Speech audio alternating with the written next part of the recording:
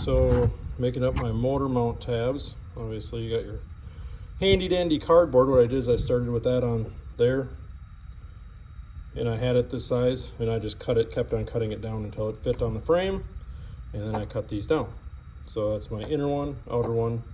They're a little bit different, but and I wanted to, this is what it looks like before I cut it, so you can see how much I cut off of it.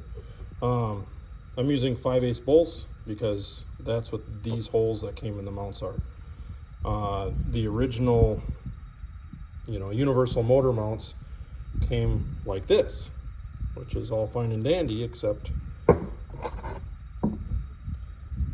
that is not gonna work. So I ended up having some other rubber bushings and steel collars that I welded on after I cut these off and got them to the narrowed up like I wanted to. And now I can run 3/4 inch bolts through this, through the motor mount, and back through the other side, and all welded to the frame.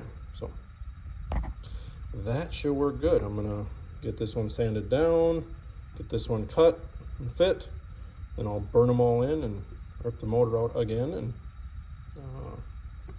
probably gusset it up a little bit, and then get ready for making the real trans mount, which I'm probably gonna use these, and I'll make my own tabs, but why not? I got them.